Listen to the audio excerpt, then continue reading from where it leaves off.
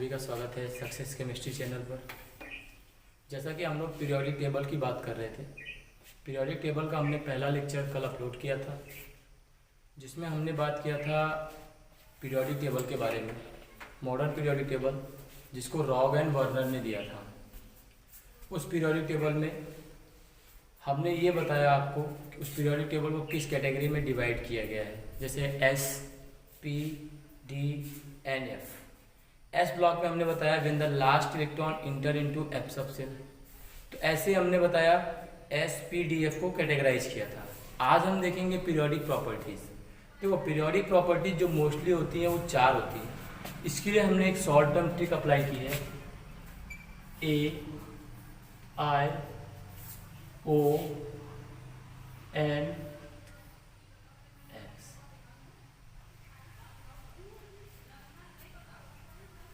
ठीक है, क्या ए दैट मीन्स एटॉमिक रेडियाई, दूसरा आई को क्या बोलते हैं, आयोनाइजेशन एनर्जी, आयोनाइजेशन एनर्जी। आई को बोलते हैं, और इसके बाद आपका ई को बोलते हैं electron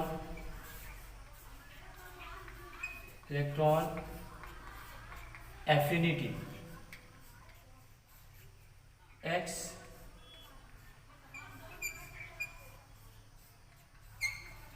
electro negativity,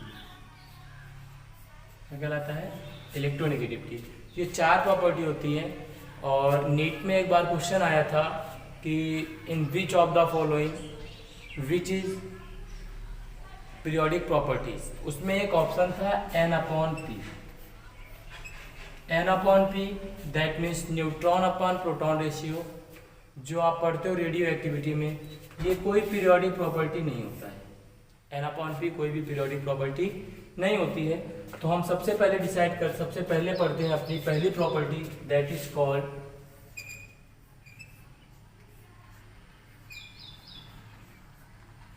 atomic radius. अच्छा, ये एटॉमिक रेडियस क्या होता है? हम सभी जानते हैं रेडियस क्या होता है, the distance between centre and curvature. जैसे मान लो कि ये आपका क्या है, एक सर्कल है। सर्कल के अगर हम सेंटर से बात करें, यहाँ सेंटर से लेकर के इसके आउटर लेयर के बीच की जो डिस्टेंस होती है, इसको हम क्या कहते हैं, रेडियस कहते हैं। ये क्या कहलाता है, रेडियस कहलाता है। अच्छा, अगर ये हमारा रेडियस कहलाता है, इसका मतलब क्या होगा कि अगर हम एटॉमिक रेडियाई की बात करें, इसमें कई सारे रेडियाई होते हैं। सबसे पहला क्या होता है आपका,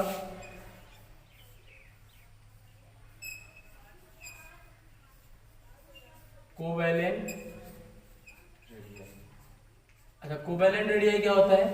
देखो, जब 2 कोवैलेंट मॉलिक्यूल होते हैं, कोई मतलब एक कोवैलेंट मॉलिक्यूल है, 2 एटम से मिलकर के बनेगा। जैसे 2 Cl है, मान लो आपके 2 क्लोरीन मॉलिक्यूल हैं, अगर वो एक दूसरे से कंबाइन करते हैं, दैट मीन्स ये आपका क्या है, एक Cl, दूसरा ये Cl एकदम एक दूसरे से कैसे कंबाइन हो रहे हैं, कोवैलेंट बॉन्डिंग से। कोवैलेंट बॉन्डिंग से कंबाइन हो रहे हैं। तो जब ये एक दूसरे से कोवैलेंट बॉन्डिंग से कंबाइन हो रहे हैं, तो अगर इसका सेंटर C1 है और इसका सेंटर C2, इसका मतलब क्या हुआ, अगर हम बात करें कोवैलेंट रेडियाई की, RC को क्या हो जाएगा, बताइए। आप क्या बोल सकते हो कि जो ये C1 डिस्टेंस है, इसकी रेडियस मान लो ऐसे, यहाँ पे यहाँ तक की डिस्टेंस C1 से, ये C2 है, क्या बोल सकते हो, C1 + C2/2। तो अगर इसके हम सेंटर, इसके रेडियस की बात करें तो क्या आएगा, C1 + C2/2। ऐसे हम दूसरे रेडियस की बात करें, मेटेलिक रेडियाई, क्या मेटेलिक रेडियाई, आइए बात करते हैं मेटेलिक रेडियाई की। मेटेलिक क्या होता है मेटेलिक रेडियाई? जब दो एटम एक दूसरे के साथ कंबाइन करते हैं तो मेटल कभी भी कोवैलेंट की तरह एक दूसरे के साथ अप्रोच नहीं करते हैं। वो क्या करते हैं, जैसे मान लो ये आपका एक एटम है, ठीक, दूसरा ये आपका एक कोई एटम है, ठीक, एक एटम ये है, दूसरा एटम ये है। अगर इसकी सेंटर मान लो C1 और C1 से C2 तक की जो डिस्टेंस होगी, ऐसा बोल सकते हैं, ठीक, ये तो क्या होगा, Rm equal to C1 plus C2 by 2।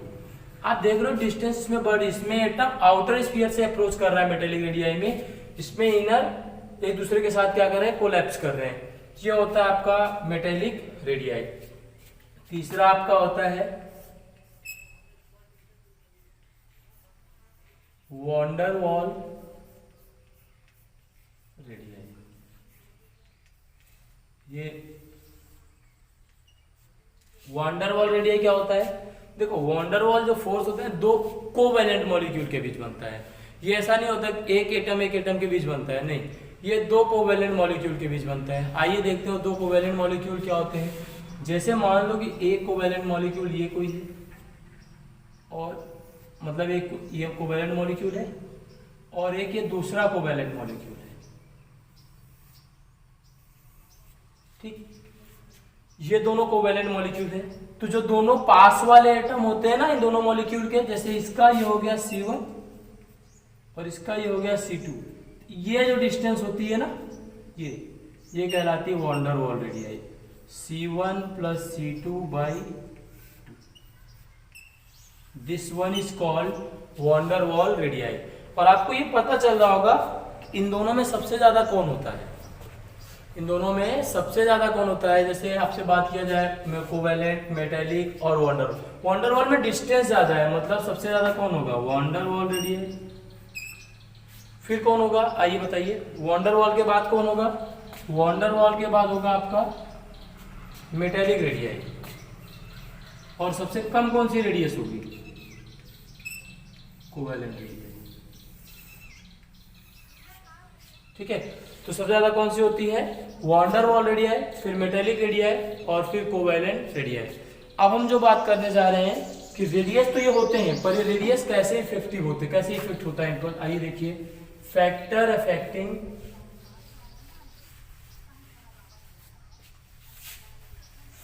Affecting atomic radii.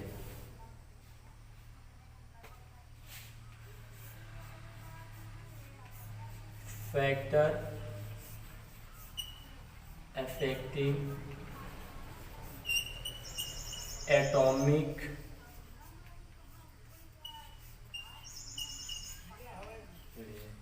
Let's talk करते हैं हम किस बात पर, कौन से फैक्टर हैं जो एटॉमिक रेडियाई को इफेक्ट करते हैं।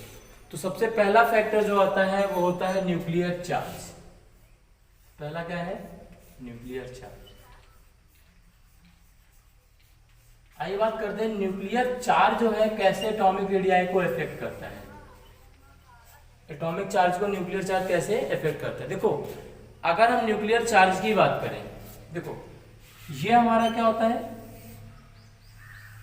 मान लो ये हमारा एटम, इसका ये क्या है, न्यूक्लियस, ये इसका क्या है, न्यूक्लियस है।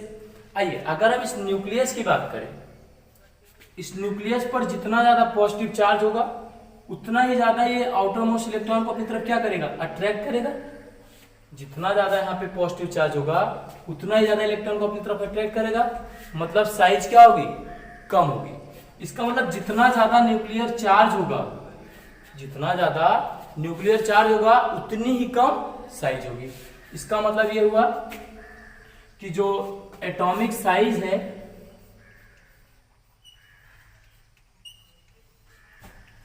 Atomic size inversely proportional to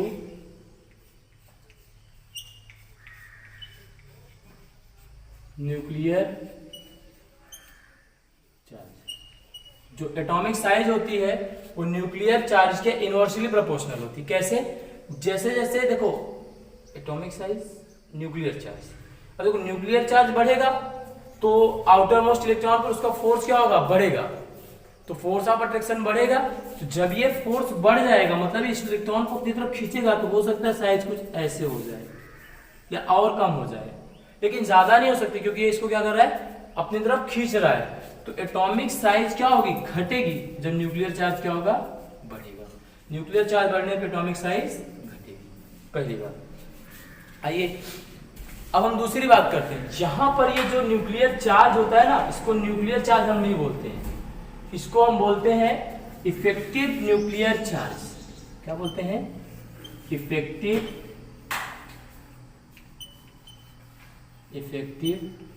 nuclear charge. ये जो इफेक्टिव न्यूक्लियर चार्ज होता है ना, ये जो इफेक्टिव न्यूक्लियर चार्ज होता है, यही अब देखो इसकी बात करेंगे कि हम ये इफेक्टिव न्यूक्लियर चार्ज क्या होता है, जिसको हम कहते हैं जेड इफेक्टिव। क्या कहते हैं, इसी इफेक्टिव न्यूक्लियर चार्ज को हम कहते हैं जेड इफेक्टिव।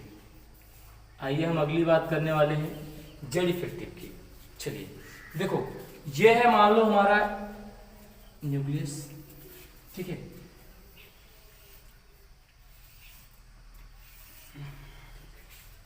ये न्यूक्लियस है, ये क्या होगा, इनर सेल होगा, ये क्या होगा, इनर सेल। अच्छा ये कौन सी सेल होगी, आउटर सेल। समझ रहा बात को ना, ये इनर सेल है और ये आउटर सेल है। अब क्या है कि इनर सेल में भी इलेक्ट्रॉन होंगे और आउटर सेल में भी इलेक्ट्रॉन होंगे, है तो रहने दो,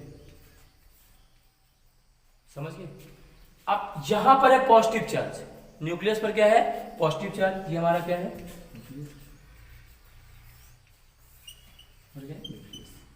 न्यूक्लियस क्या करेगा, इनको आउटर मोस्ट के इलेक्ट्रॉन को क्या करेगा, अट्रैक्ट करेगा, क्योंकि आप जानते हो opposite charge attract to each other. लेकिन एक चीज यहां पे क्या होगी कि ये जो इलेक्ट्रॉन है ना, ये दोनों इलेक्ट्रॉन, ये इलेक्ट्रॉन इसको क्या करेंगे, रिपेल करेंगे। क्यों, क्योंकि दोनों इलेक्ट्रॉन पर कौन सा चार्ज है, नेगेटिव चार्ज है। तो negative charge repel to each other but the positive and negative attract to each other. मतलब इस वाले केस में अगर अट्रैक्शन होगा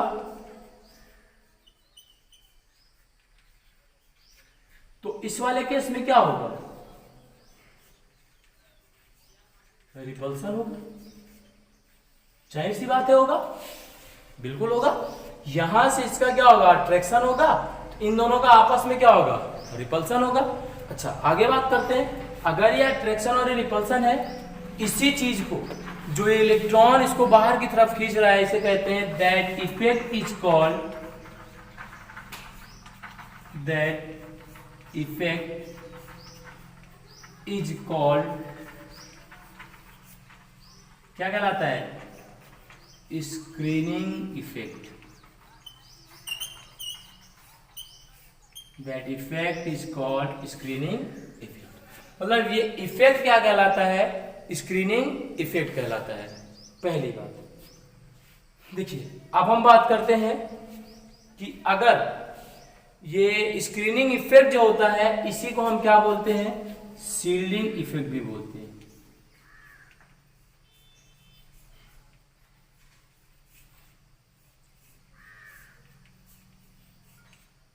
इसी स्क्रीनिंग इफेक्ट को क्या बोलते हैं हम, शील्डिंग इफेक्ट बोलते हैं।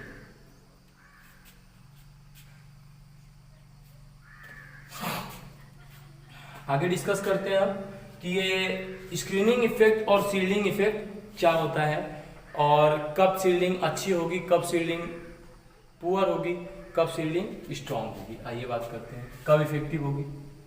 तो ये आप समझिए शील्डिंग क्या होती है, कि मतलब ये जो न्यूक्लियस है ये इसको क्या करेगा, अट्रैक्ट, न्यूक्लियस इसको अट्रैक्ट करता है, लेकिन ये क्या करते हैं, इलेक्ट्रॉन रिपेल करते हैं, मतलब इसको फोर्स को शील्ड करने का प्रयास करते हैं। इसी को क्या बोलते हैं, शील्डिंग।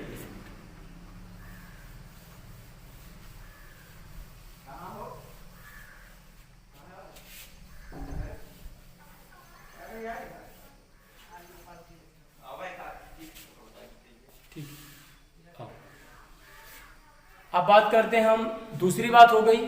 चलिए बात करते हैं स्क्रीनिंग इफेक्ट और सील्डिंग इफेक्ट की। स्क्रीनिंग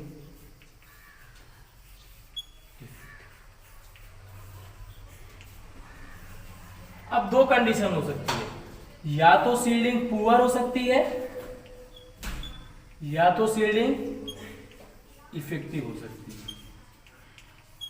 अब पुअर होगी कि इफेक्टिव होगी ये हमको नहीं पता है।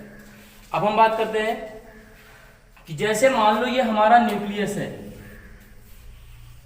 सॉरी ये एटम है, ये हमारा न्यूक्लियस है, यहां पर इलेक्ट्रॉन है, इलेक्ट्रॉन है, ठीक है।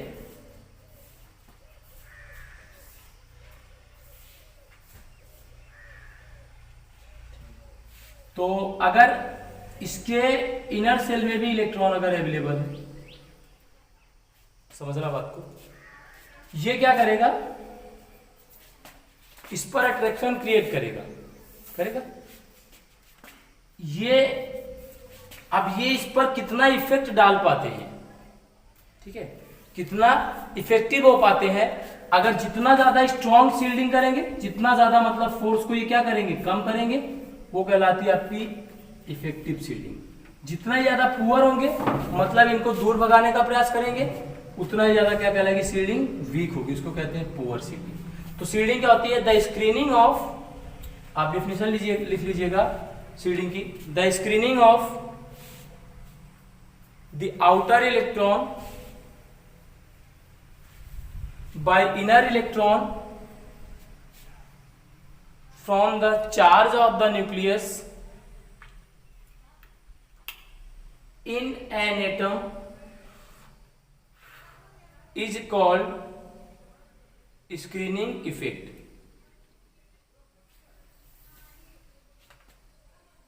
देखो एक छोटी सी बात हम आपको बताते हैं कि मान लो अभी मेरी क्लास ऐसे चल रही है ना, और आप लोग पढ़ रहे हो, और आपको अचानक से खबर आए, बीच में कोई बोले अरे सर आज तो अक्षय कुमार आने वाले हैं।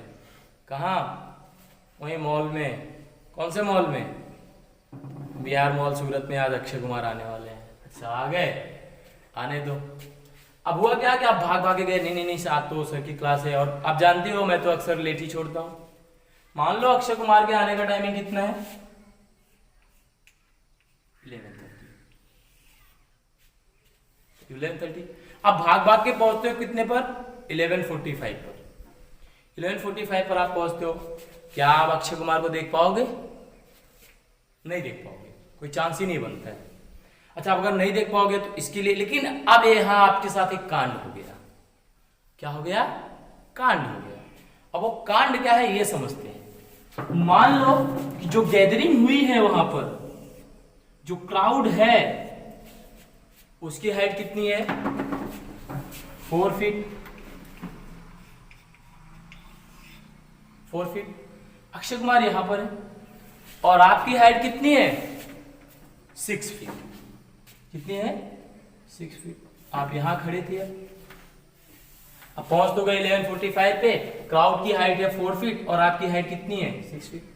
अब क्या होगा, अब तो क्या करोगे आप, पन्ना बन बन बन तेजी से आगे आ जाओगे और फटाफट फटाफट फटाफट आगे आते चले जाओगे। मतलब आप कहाँ आते जा रहे हो और ये भीड़ आपको उनको देखने से नहीं रोक पा रही है।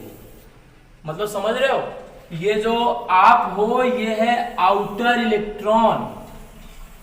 ये क्या हो आप, आउटर इलेक्ट्रॉन, और ये जो भीड़ है ये है inner electron.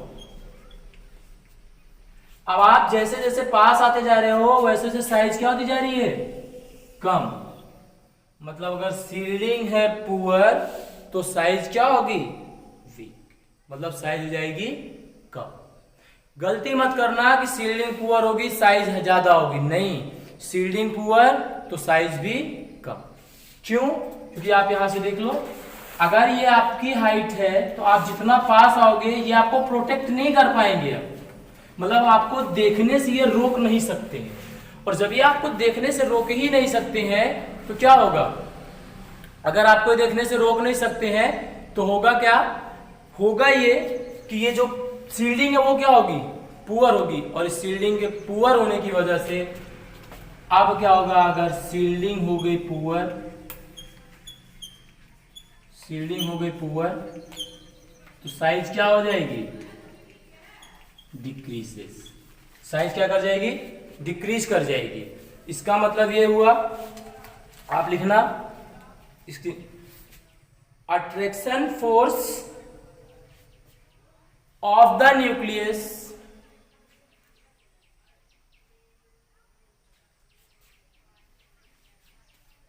on outer electron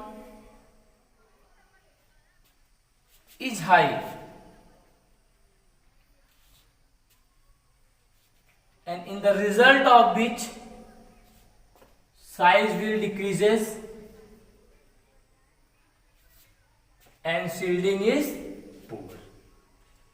अच्छा अभी देखो, ये आपके साथ कांड हुआ था, लेकिन आपके साथ बड़ा वाला कांड तो तब हो गया बालक जब आप पहुंचे अक्षय कुमार को देखने, और अक्षय कुमार की हाइट निकल गई कितनी, नॉर्मल हाइट जितनी होती है यार, भीड़ की हाइट निकल गई कितनी, 6 फीट। मतलब जो क्राउड था, जो यहाँ पे क्राउड गैदर हुआ था, उसकी हाइट निकल गई कितनी, 6 फीट, और आपकी हाइट कितनी हो गई, 4 फीट। अब ये आपको क्या कर रहे हैं, रोक रहे हैं अक्षय कुमार देखने से। आप कहोगे चलो फर्स्ट फ्लोर पर जाते हैं, सेकंड फ्लोर पे जाते हैं, थर्ड फ्लोर पे जाते हैं, बी आर मॉल ही तो है। तो आप क्या करोगे, आप अब इनको देखने के लिए काफी क्या करोगे, एडजस्टमेंट करोगे। मतलब अब ये आपको देखने नहीं दे रहे हैं, मतलब इनका इफेक्ट क्या हो गया, इफेक्टिव हो गया। तो जब इसका फोर्स इस पर लगता तो है, लेकिन क्या होता है, लो होता है। लिखिएगा, if the attraction force of the nucleus, if the attraction force of the nucleus on outer electron is less, on outer electron is less, and a result of which, and a result of which, and a result of which size will be increases, size क्या हो जाएगी, बढ़ जाएगी। क्यों, क्योंकि अब आपको पास नहीं आने दे रहे हैं ये, अब आप दूर से प्रयास करो, क्योंकि पास जाने पे तो आप वैसे भी नहीं देख सकते अब अक्षय कुमार को, तो आप दूर से कोई इंडियन टेक्नोलॉजी में बोले तो कोई ना कोई जुगाड़ लगाओगे भाई, कि अब तो अक्षय कुमार को देखना तो है ही, कोई जुगाड़ लगा के देखते हैं, ऐसे तो दिखने वाले नहीं रहे। तो अब आप याद रखना कि अगर आपकी शील्डिंग है पुअर, ऐसे लिख लेना, शील्डिंग क्या है, शील्डिंग अगर आपकी है पुअर, शील्डिंग है पुअर, तो फोर्स क्या होगा, हाई। याद रखना इस बात को, नहीं तो पूरे इनऑर्गेनिक में कंफ्यूजन रहेगी। फोर्स होगा हाई, और अगर फोर्स होगा हाई तो साइज क्या होगी, पहली चीज। दूसरी बात, अगर आपकी शील्डिंग है इफेक्टिव, शील्डिंग क्या है, इफेक्टिव। अगर आपकी शील्डिंग है इफेक्टिव, शील्डिंग क्या है, इफेक्टिव, इसका मतलब शील्डिंग इफेक्टिव है तो फोर्स क्या होगा, फोर्स हो जाएगा कम और साइज हो जाएगी ज्यादा। फोर्स हो जाएगा कम, साइज हो जाएगी ज्यादा। तो ये हमने क्या देखा, स्क्रीनिंग इफेक्ट। अच्छा, अगर हम शील्डिंग पावर की बात करें एसपीडीएफ ऑर्बिटल में, ठीक है, जो है आपके सबसे एसपीडीएफ, अगर हम उसमें बात करें तो सबसे ज्यादा किसका होगा, सबसे ज्यादा होगा एस का शील्डिंग पावर, फिर होगा पी का, फिर होगा डी का, और फिर होगा एफ का। तो अगर हम कहें किसका ऑर्डर होगा, शील्डिंग पावर की।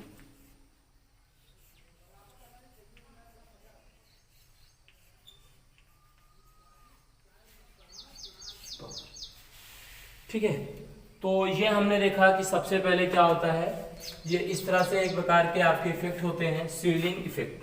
तो शील्डिंग इफेक्ट समझ में आ गया, तो इसी शील्डिंग इफेक्ट को कंटिन्यू करते हैं, हम बताते हैं आपको D block contraction.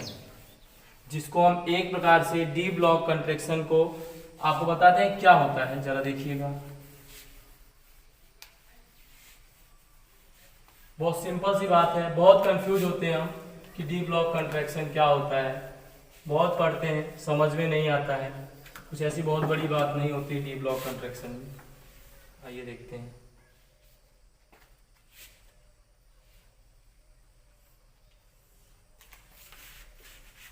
D block contraction, D block contraction. चलिए बात करते हैं डी ब्लॉक कंट्रैक्शन की, ये क्या होता है। देखिए अगर हम बात करें डी ब्लॉक शुरू कहाँ से होता है, स्टार्ट कहाँ से होता है, ठीक है। आइए बात करते हैं डी ब्लॉक स्टार्ट कहाँ से होता है। अगर ये है मान लो boron, aluminium, gallium,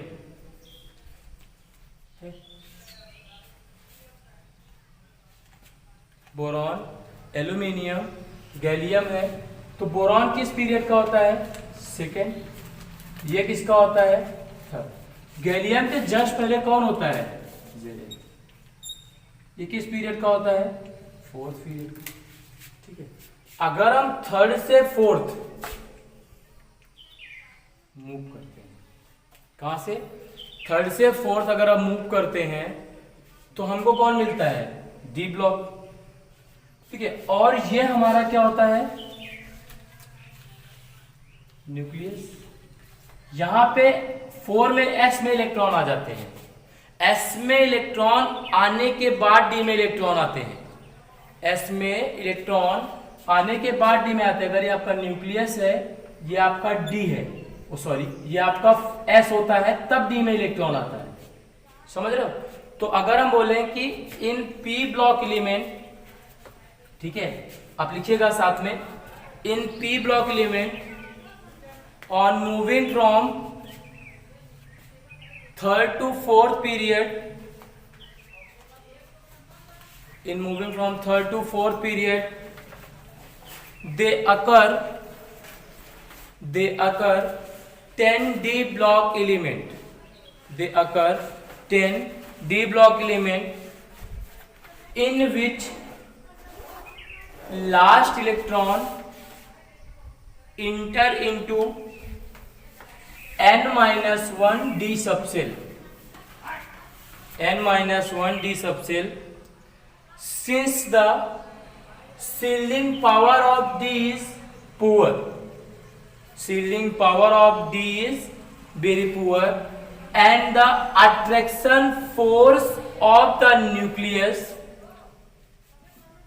and the attraction force of the nucleus on the outer electron is increases, outer electron is increases, as a result of which size decreases, size क्या होती है, डिक्रीज करती है।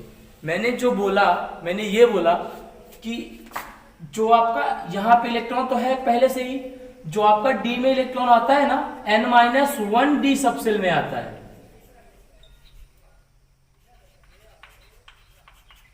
इलेक्ट्रॉन कहाँ आता है, n-1 डी सबसेल में electron आता है। अब ध्यान से समझिएगा, जब यहां पर इलेक्ट्रॉन आएगा और ऑलरेडी डी की शील्डिंग पावर क्या होती है, पुअर होती है, डी की शील्डिंग पावर क्या होती है, पुअर होती है। इसके शील्डिंग की पुअर होने की वजह से इस पर न्यूक्लियस का फोर्स क्या होगा, मैक्सिमम, मतलब अट्रैक्शन जो होगा वो क्या होगा,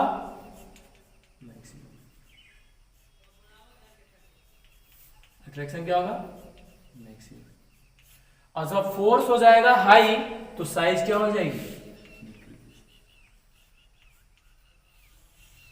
इसी को बोलते हैं डी ब्लॉक कंट्रैक्शन। दूसरा आपका होता है लैंथेनाइट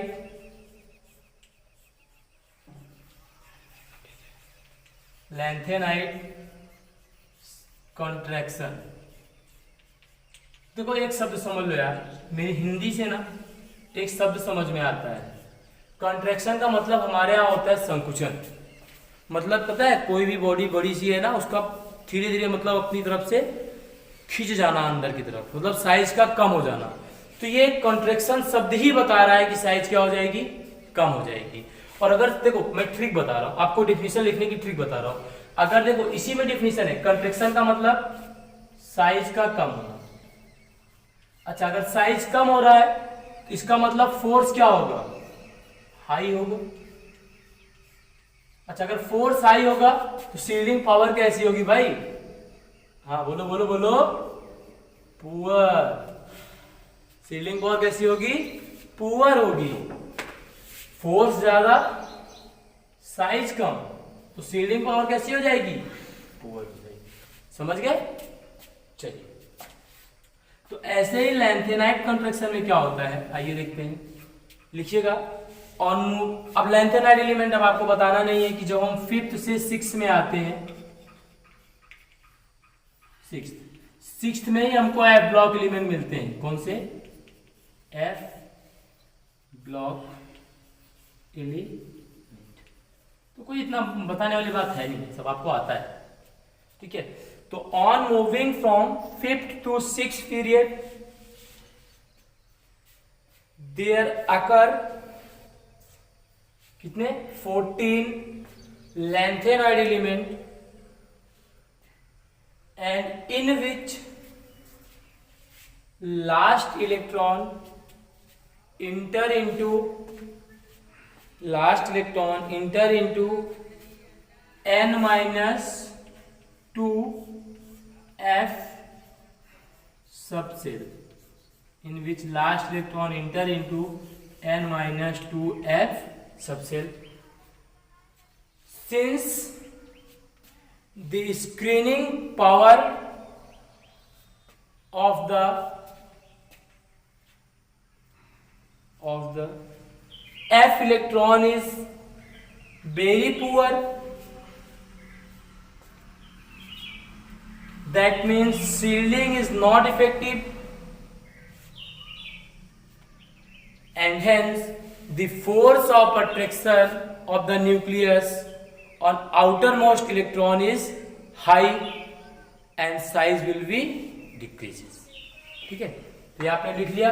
तो हमने देखा क्या, लेंथेनाइट कॉन्ट्रैक्शन और एक्टिनाइट, और ऐसे ही आपका होता है एक्टिनाइट कॉन्ट्रैक्शन। ठीक है, 6 to 7th में जाते हैं, 14 इलेक्ट्रॉन आ जाते हैं, एफ की साइज वो आप वगैरह वगैरह देख लेना। ठीक है,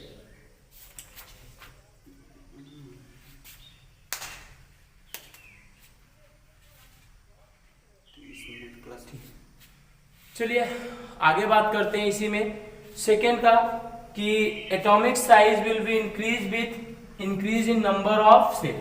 सेकेंड टॉपिक है ये, सेकेंड पॉइंट है।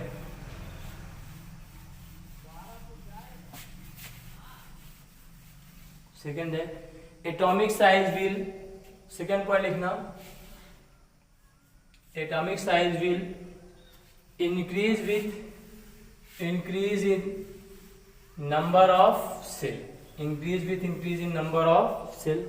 कैसे देखना, R इक्वल टू होता है 0.529 into n square by Z angstrom, जहां पे n क्या होता है, नंबर ऑफ सेल होता है। ठीक है, थर्ड होता है, अब हम बात करने जा रहे हैं variation of, third one variation of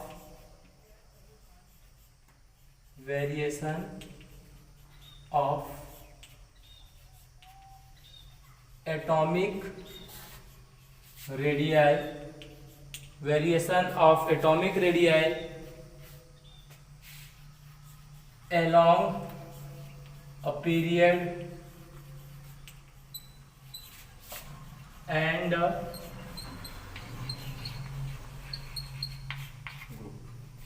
हम बात करने जा रहे हैं variation of atomic radii along a period and A group. तो सबसे पहले हम बात करते हैं along a period.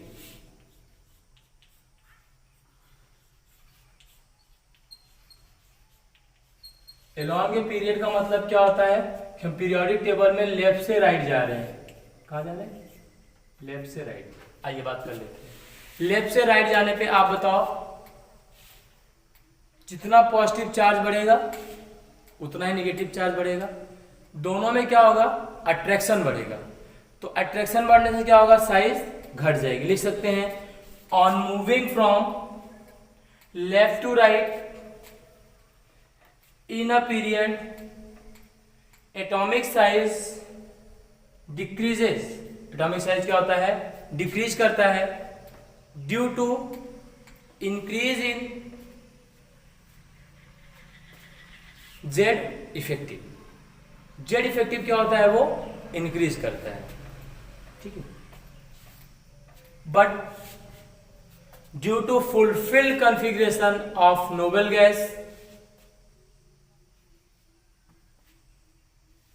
They have greater atomic size. तो आप, मैंने क्या बताया कि अगर हम लेफ्ट से राइट जाते हैं तो एटॉमिक साइज क्या होगी, डिक्रीज करेगी। एटॉमिक साइज क्या करेगी, डिक्रीज करेगी। अच्छा, अगर एटॉमिक साइज डिक्रीज करेगी तो आपको पता है अगर एटॉमिक साइज डिक्रीज करेगी तो बढ़ेगा क्या, एटॉमिक साइज डिक्रीज करेगी तो बढ़ेगा आपका क्या, तो हाँ, एटॉमिक साइज डिक्रीज बढ़ेगी, जेड इफेक्टिव क्या हो रहा है, बढ़ रहा है। जेड इफेक्टिव क्या हो रहा है, बढ़ रहा है। तो हमारा जो अगला टॉपिक है वो है calculation of Z effective. Calculation of Z effective, चलिए करते हैं।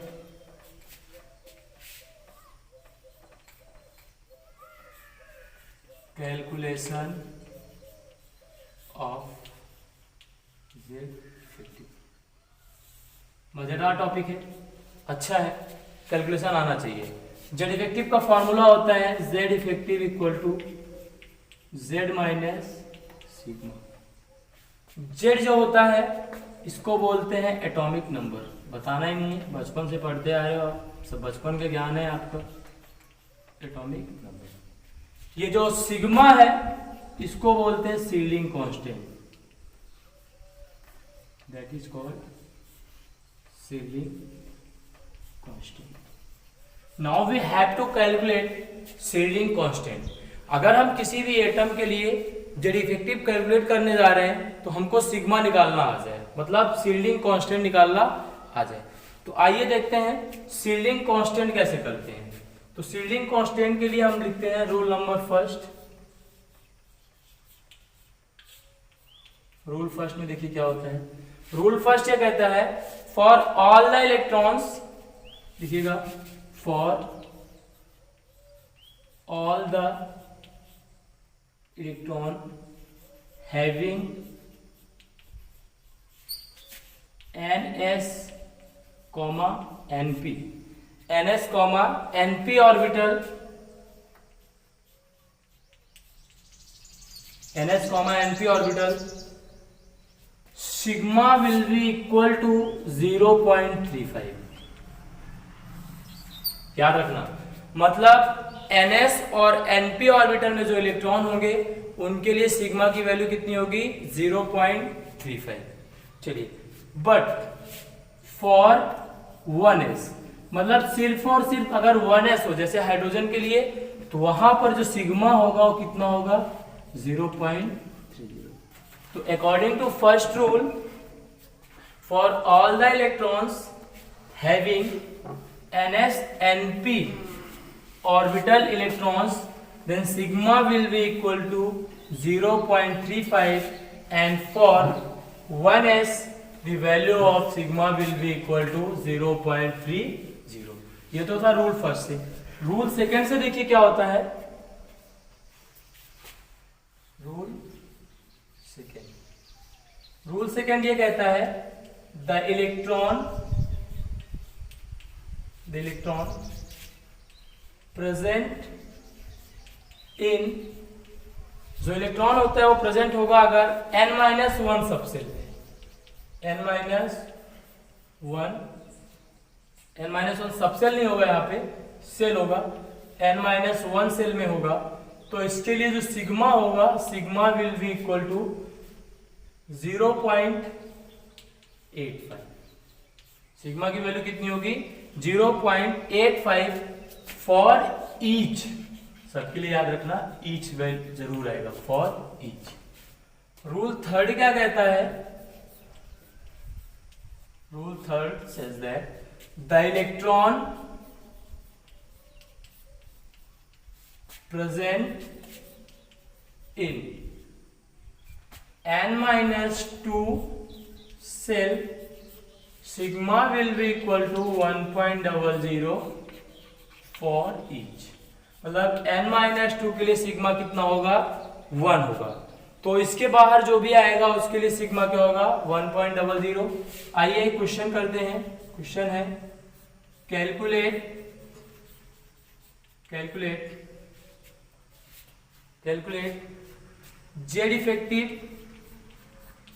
Z effective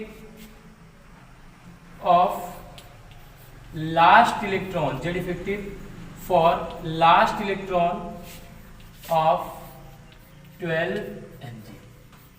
12 mg के लास्ट इलेक्ट्रॉन के लिए आपको Z इफेक्टिव कैलकुलेट करना है। तो क्या होगा, 12 mg का कॉन्फ़िगरेशन कीजिए। This will be equal to 1s2 2s2 2p6 3s2। अब लास्ट इलेक्ट्रॉन कौन सा है, इस s का एक इलेक्ट्रॉन इसका लास्ट है, क्योंकि s में 2 इलेक्ट्रॉन है, और एक इसका क्या है, ये वाला लास्ट इलेक्ट्रॉन नहीं है, ये लास्ट इलेक्ट्रॉन है। तो जो लास्ट इलेक्ट्रॉन होगा तो इसके लिए ये कौन सा सेल हो जाएगा, n, और ये कौन सा हो जाएगा ओवरऑल n-1, और ये कौन सा हो जाएगा n-2। ठीक है, तो सिग्मा क्या होगा जरा देखिए, सिग्मा इक्वल टू n में कितने इलेक्ट्रॉन, 1 इलेक्ट्रॉन। जिस इलेक्ट्रॉन के लिए कैलकुलेट करना है उसके लिए हम सिग्मा की वैल्यू नहीं लेते हैं। That will be equal to 1:0.35। अगर सिर्फ और सिर्फ n होगा तभी आप 0.30 लीजिएगा, सिर्फ 1s के लिए, जब सिर्फ 1s होगा बस, नहीं तो 0.30 नहीं लेना है। प्लस n-1 में कितने इलेक्ट्रॉन, 8 इलेक्ट्रॉन्स, 8 इंटू n-1 के लिए कितनी वैल्यू होती है, 0.85, प्लस n-2 के लिए 2 इलेक्ट्रॉन्स प्लस वैल्यू होती है 1। देखो ये हो जाएगा आपका 0.35, और ये हो जाएगा 8 8 6.0 6.8, ये वैल्यू कितनी आएगी, 6.8। अब कैलकुलेशन फास्ट है यार, क्या करो, मेरी कोई मिस्टेक नहीं है ना। प्लस ये कितना होगा, देख लो, आप देख लो, 8 5 या 40 0, 8 8 64 64 प्लस 8 68 6.8। मेरा फॉल्ट नहीं है, अब ये कैलकुलेशन की मिस्टेक है, आप कर लेना। ये कितना हो जाएगा, 8 पॉइंट कितना होगा, 8.8 0.35 ऐड कर दो, कितना हो जाएगा, कर दो, क्या हो, नहीं हो पा रहा है, कोई बात नहीं, मैं कर देता हूं, 9.1 8.8 9.15। आइए अगर हम इसके लिए Z इफेक्टिव निकालने जाए तो क्या होगा, ये Z माइनस सिग्मा, और सिग्मा कितना है 12 माइनस 9.15, वैल्यू आ जाएगी 2.85। तो Z इफेक्टिव का कैलकुलेशन क्या आ गया, 2.85। आपके लिए होमवर्क है, calculate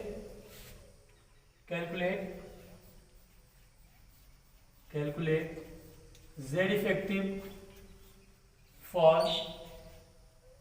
last electron of Z, atomic number 30। कितनी वैल्यू आएगी और कितना आंसर होगा, ये कमेंट सेक्शन में जरूर बताइए, और देखते रहिए success chemistry. Thank you. Channel को लाइक और सब्सक्राइब करना ना भूलें। Thank you.